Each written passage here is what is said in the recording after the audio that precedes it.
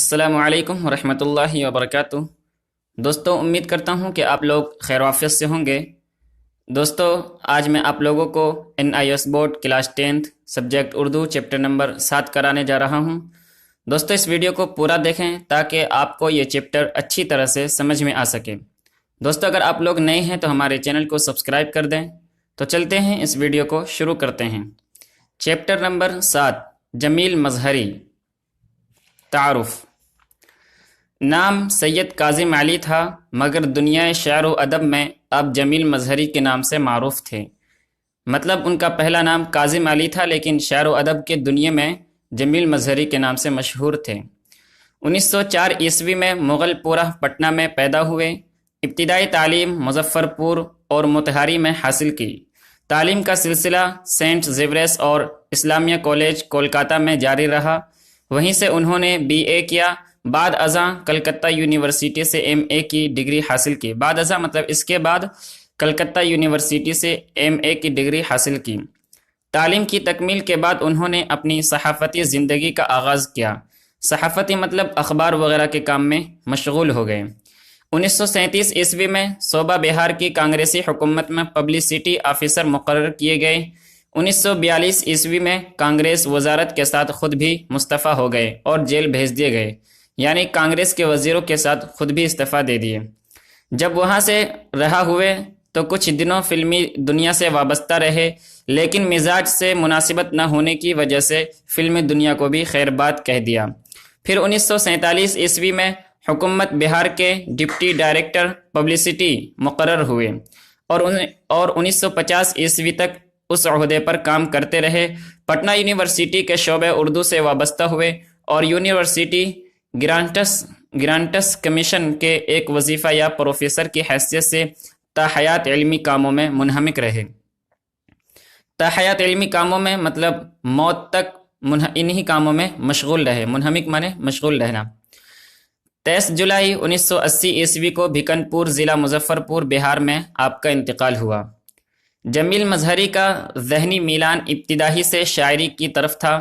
ان کے والد سید خورشید حسنین ایک اچھے شاعر تھے، لیکن ایک شاعر کی حیثیت سے کبھی اپنی شہرت گوارا نہ کی۔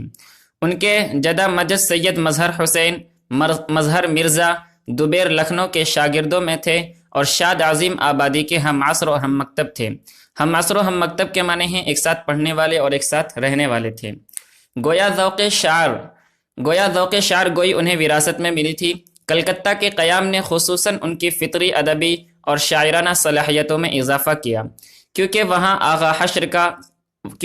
آغا حشر کاشمیری، نواب نصیر حسین خیال، علامہ ریاض علی وحشت، آرزو لکھنوی اور مولانا ابوالکلام آزاد کی صحبتوں سے براہ راست استفادے کا موقع ملا۔ یعنی استفادہ کا مطلب ہوتا ہے نفع اٹھانے کا موقع ملا۔ وحشت سے باقاعدہ اصلاح لی، لیکن وحشت نے یہ کہہ کر استادی شاگردی کا سلسلہ ختم کر دیا۔ استادی شاگردی کا سلسلہ ختم کر دیا، تمہیں اصلاح کی ضرورت نہیں ہے، یہ کہہ کر انہوں نے سلسلہ ختم کر دیا۔ جمیل مظہری نے شاعری کی مختلف اصناف پر طبع آزمائی کی۔ غزل، نظم، رباعی، قصیدے، مرثیہ اور مثنوی غرض کے ہر میدان میں اپنی انفرادیت ظاہر کی۔ ان کے 2 شاعری مجموعے نقش جمیل یعنی نظموں کا مجموعہ، فکر جمیل یعنی غزلوں کا مجموعہ اور مثنوی آب و سیراب شائع ہو چکے ہیں۔ ان کا شمار استاد شعراء میں ہوتا ہے۔ جمیل مظہری کی شاعری پر رومانی اثرات غالب ہیں۔ نظموں میں ان کی رومانیت واضح شکل میں سامنے آئی ہے، لیکن ان کی رومانیت بہت حد تک شور و شر سے محفوظ ہے۔ جذبات نگاری، تصویر کشی اور ماحول آفرینی میں انہیں کمال حاصل تھا۔ زبان و بیان پر قدرت رکھتے تھے، ایک ایک لفظ نہایت اہتمام سے استعمال کرتے تھے۔ آپ کیا سیکھیں گے اس نظم کو پڑھنے کے بعد؟ نظم کا مفہوم بیان کر سکیں گے، بند کی تشریح کر سکیں گے، شاعر کے خیالات کو اپنے الفاظ میں بیان کر سکیں گے، ہندوستان کی خوبصورتی سے واقف ہو سکیں گے، مشکل الفاظ کے معنی بیان کر سکیں گے، جمیل مظہری کی شاعرانہ خوبیوں سے واقف ہو سکیں گے، حب الوطنی کے جذبے سے سرشار نظموں کو سمجھ سکیں گے۔ بھارت ماتا، اس چیپٹر کا نام ہے بھارت ماتا۔ وہ اوپر جو آپ نے پڑھا اب تک وہ ایک تعارف تھا جمیل مظہری کا، یہاں سے چیپٹر شروع ہوتا ہے۔ ماتا ماتا پیاری ماتا بچے تجھ پر واری ماتا، واری مطلب قربان کرنا، بچے تجھ پر قربان ماتا، او ماتا بھارت ماتا تجھ پہ خدا کی رحمت ماتا، سندری تو ہریالی تو ہے، سندری کے معنی ہے تو خوبصورت، سندری تو ہریالی تو ہے، دھانی آنچل والی تو ہے، دھانی مانے ہلکے سبز رنگ کا، پھول کھلائیں ہوائیں ہن برسائیں تیری گھٹائیں، ہن مانے دولت زر، شہد کی نہریں دودھ کی دھاریں، گودی میں جنت کی بہاریں، میٹھے میٹھے پھل دیتی ہے، ان دیتی ہے جل دیتی ہے، ان مانے غلہ اناج وغیرہ اور جل مانے پانی، کنگن اور چوڑی کی جھنا جھن، شاعر کے دل کی ہر دھڑکن، نام تیرا جپتی ہے ماتا، جپتی مانے عبادت کرنا، پوجا کرنا، تسبیح وغیرہ پڑھنا، نام تیرا جپتی ہے ماتا تو کتنی پیاری ہے ماتا، چاندنی راتوں کے جلوے میں، بندرا بن کے سناٹے میں، بندرا بن جگہ کا نام ہے جو متھرا کے قریب ہے جہاں سے کرشن کا تعلق ہے، جب تاروں کی سبھا سجتی ہے، سبھا مانے محفل مجلس، سجتی ہے مطلب آراستہ ہوتی ہے، جب تاروں کی سبھا سجتی ہے، ہردے کی بنسی بجتی ہے، ہردے مانے دل، بنسی مانے بانسری، ہردے کی بنسی بجتی ہے، آدھی رات کو کالی کوئل، موسم کی متوالی کوئل، متوالی کے معنی ہوتے ہیں مست، پھیلتی ہے جب آم کی خوشبو، گیت تیرا گاتی ہے کوں کوں، جگ دیتا ہے تجھ کو دعائیں، جگ مانے ہے دنیا، جگ دیتا ہے تجھ کو دعائیں، ہم تیرا گن کس طرح نہ گائیں، گن مانے خوبی تعریف، ماتا تو ہے ہماری ماتا، پیاری ماتا پیاری ماتا۔ نظم کا تعارف، یہ نظم ہندوستان کے بارے میں ہے، اردو میں حب الوطنی پر نظمیں کہنے کی روایت رہی ہے، ہندوستان ایک عظیم اور وسیع اور عریض ملک ہے، اور اس کا سلسلہ کشمیر سے کنیا کماری اور ہمالیہ کی وادی تک پھیلا ہوا ہے، اس کی ہریالی خوبصورت فضائیں، سرسبز و شاداب میدان، پھولوں کی وادیاں، پھولوں کے درخت، زرخیز کھیت، اناجوں کی بہتات، بہتات کے معنی ہیں ڈھیر بہت سارا، اناجوں کی بہتات، شہد اور دودھ کی فراوانی، پانی کے چشمے، شاعروں کے نغمے، چاندنی رات کے جلوے، تاروں کی انجمن، کوئل کی کونک اور آم کی خوشبو وغیرہ بے مثل ہے۔ دراصل شاعر نے ہندوستان کی اسی خوبصورتی سے متاثر ہو کر اس نظم کی تخلیق کی ہے، لہذا نظم کی تشریح کو سمجھنے کے لیے ان باتوں کو ذہن میں رکھنا ضروری ہے، تبھی آپ ہندوستان کی خوبصورتی اور شاعر کے خیالات سے استفادہ کر سکیں گے، استفادہ مطلب فائدہ اٹھا سکیں گے۔ تشریح عبارت، آپ نے جو عبارت پڑھی ہے اوپر اس کی تشریح ہے، ماتا ماتا پیاری ماتا بچے تجھ پر واری ماتا، او ماتا بھارت ماتا تجھ پہ خدا کی رحمت ماتا، سندری تو ہریالی تو ہے، دھانی آنچل والی تو ہے، پھول کھلائیں تیری ہوائیں ہن برسائیں تیری گھٹائیں، شہد کی نہریں دودھ کی دھاریں، گودی میں جنت کی بہاریں، میٹھے میٹھے پھل دیتی ہے، ان دیتی ہے جل دیتی ہے، کنگن اور چوڑی کی جھنا جھن، شاعر کے دل کی ہر دھڑکن، نام تیرا جپتی ہے ماتا تو کتنی پیاری ہے ماتا۔ درجے بالا شعر میں شاعر نے ہندوستان کی عظمت اور اس کے قدرتی حسن کے نغمے گائے ہیں، اور اس کی بہت ہی مؤثر اور دلکش منظر کشی کی ہے، مؤثر معنی اثر کرنے والا منظر کشی کی ہے۔ شاعر نے بھارت کو ماں سے تشبیہ دی ہے، شاعر کے نزدیک وطن بھی ماں کی طرح عظیم اور قابل تعظیم ہے، اور اس نظم میں اس نے اپنے وطن بھارت کے تقدس اور اس کی بڑائی کو پیش کرنے کی کوشش کی ہے۔ وہ کہتا ہے کہ اے پیاری ماتا، بچے تجھ پر قربان جائیں اور تجھ پر خدا کی رحمت ہو، تو بہت ہی خوبصورت ہے، ہر طرف ہرے بھرے درخت اور سبزہ زار پھیلے ہوئے ہیں، ہر طرف ہریالی ہی ہریالی نظر آتی ہے، جس کی وجہ سے یہاں کی فضا بہت ہی حسین اور پرکشش معلوم ہوتی ہے، یہاں کی آب و ہوا بہت ہی زرخیز، جب ہوائیں چلتی ہے تو ہر طرف پھول ہی پھول کھل اٹھتے ہیں، خوشبو اور خوبصورتی ہر طرف پھیل جاتی ہے، فضائیں مہک اٹھتی ہیں،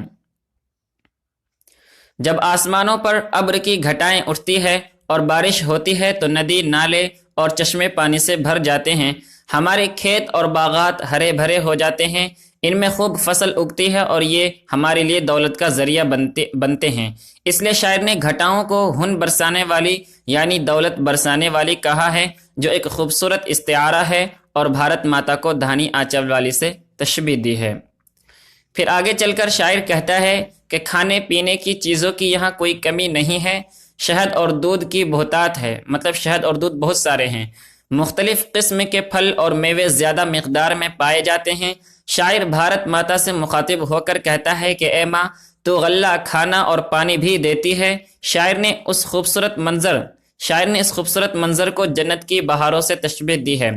جس طرح جنت میں شہد اور دودھ کی نہریں ہوں گی، پھل اور باغات ہوں گے، اسی طرح بھارت ماتا کی گود ان ساری نعمتوں سے بھری ہوئی ہے اور جنت کا منظر پیش کر رہی ہے۔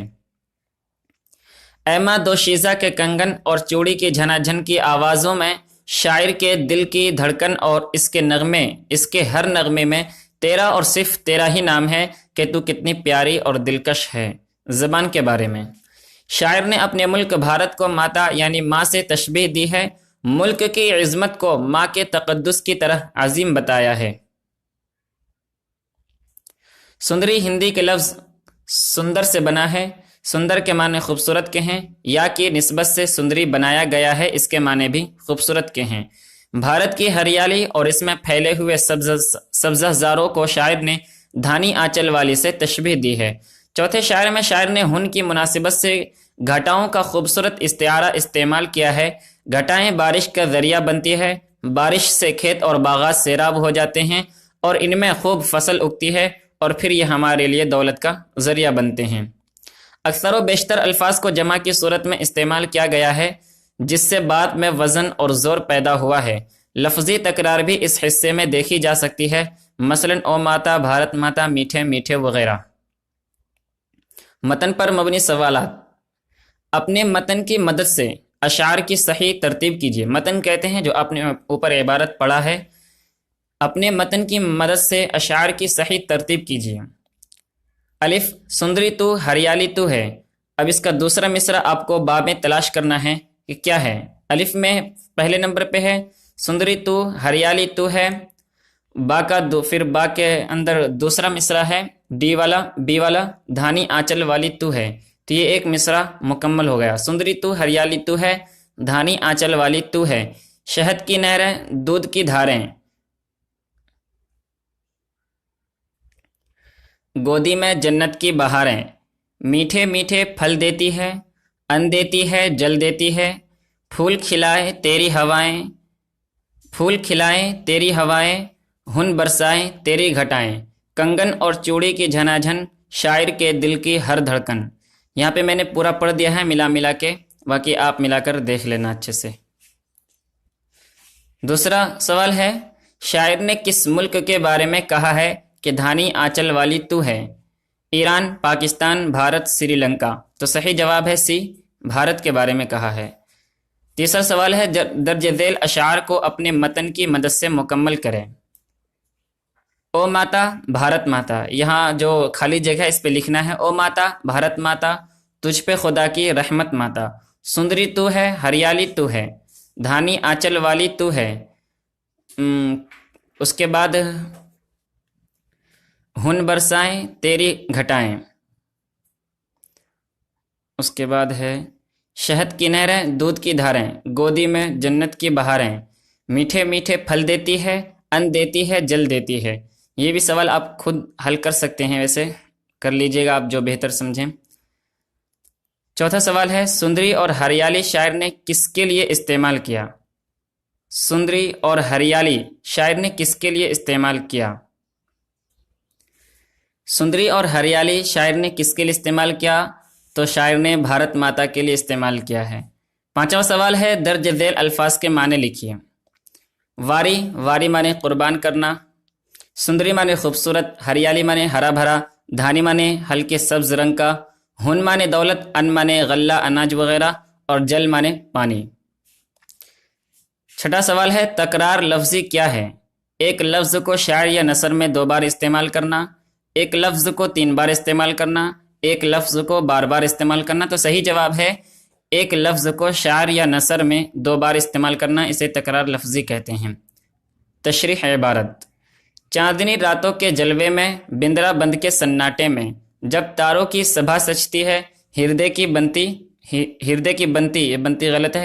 بنسی بجتی ہے، آدھی رات کو کالی کوئل، موسم کی متوالی کوئل، پھیلتی ہے جب آم کی خوشبو، گیت تیرا گاتی ہے کوں کوں، جگ دیتا ہے تجھ کو دعائیں، ہم تیرا گن کس طرح نہ گائیں، ماتا تو ہے ہماری ماتا، پیاری ماتا پیاری ماتا۔ درج بالا اشعار میں شاعر نے چاندنی رات کے حسن اور دلکشی کی بہت ہی مؤثر منظر کشی کی ہے۔ چاندنی راتوں کے خوبصورت جلوے، بندرا بن کی پرسکون خاموشی، آسمان میں تاروں کی انجمن کا سجنا ایسے منظر ہیں کہ دل کی بانسری خود بخود بجنے لگتی ہے اور شاعر نغمے بکھیرنے پر مجبور ہوتا ہے۔ ان منظروں سے کوئل بھی متاثر ہوئے بغیر نہیں رہ پاتی۔ آدھی رات کو جب ہر طرف خاموشی چھائی رہتی ہے اور فضا میں آم کی بھینی بھینی خوشبو پھیلی ہوتی ہے تو کوئل بے اختیار ہو کر گانے لگتی ہے اور ہر طرف کوں کوں کی آواز سنائی دیتی ہے۔ اے بھارت ماتا تو کتنی پیاری ہے، ساری دنیا تیرے گیت گاتی ہے، تجھے دعائیں دیتی ہے، ایسے میں ہم تجھے کیسے نہ یاد کریں، تیرا گن کس طرح نہ گائیں۔ گن مانے خوبی تعریف۔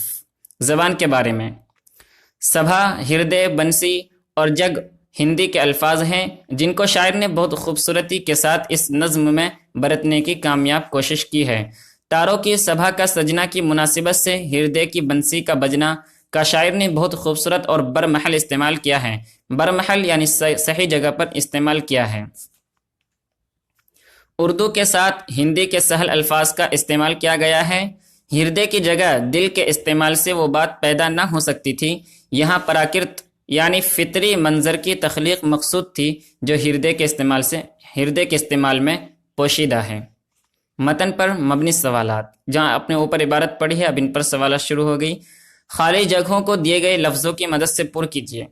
آپ دو لفظ دیے ہوئے ہیں، ان کی مدد سے آپ کو یہ خالی جگہ پر کرنا ہے۔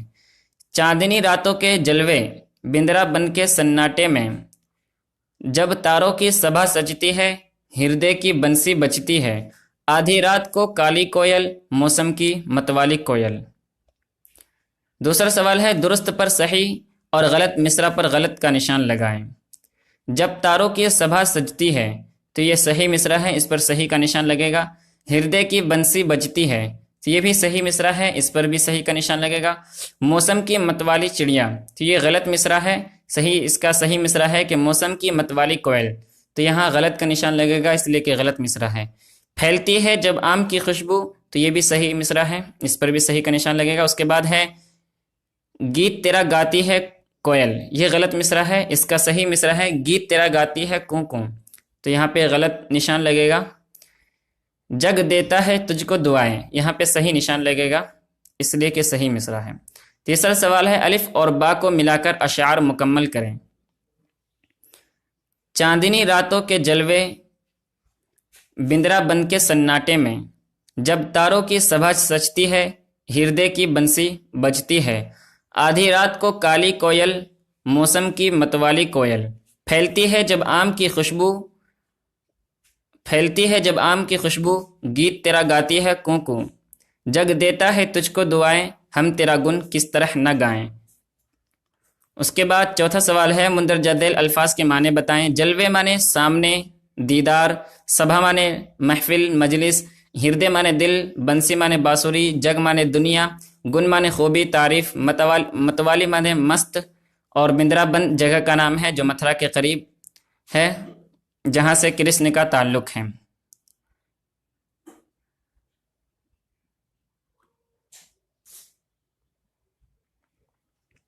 پانچواں سوال ہے شاعر نے ہندی کے لفظ جگ کا استعمال کیا ہے، بتائیے کہ دنیا کا استعمال کیوں نہ کیا۔ جگ اور دنیا اگر ہم مانے ہیں لیکن ضرورت شاعر کی وجہ سے، ضرورت شاعری کے مطابق اس شعر میں جگ لفظ استعمال کیا گیا ہے۔ اگر جگ کی جگہ دنیا لکھا جاتا تو شعر کا حسن ہی ختم ہو جاتا۔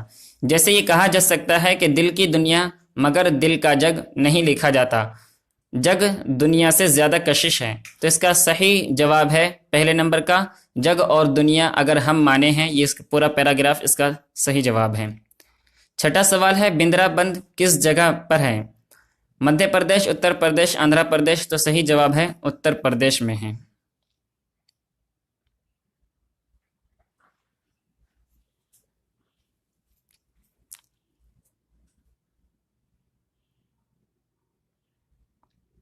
انداز بیان، نظم چھوٹے بحر کی ہے اور مثنوی کے انداز کو برتا گیا ہے۔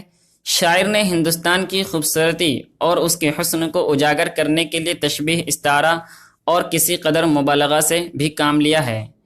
نمبر 3، تراکیب و الفاظ آسان ہیں۔ ہندی کے الفاظ کا خوبصورت استعمال ہوا ہے۔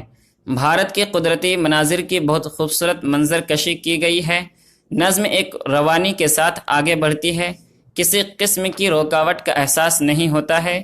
شاعر کا انداز بیان بہت مؤثر اور دلکش ہے۔ اس نظم میں ہندوستانی رنگ اور آہنگ کے لیے اردو اور ہندی کے آسان الفاظ کو استعمال کیا گیا ہے۔ آپ نے کیا سیکھا؟ شاعر نے بھارت کو ماں سے تشبیہ دی ہے اور ماں کی طرح عظیم بتایا ہے۔ بھارت کی فضا بہت ہی پرکشش اور حسین ہے۔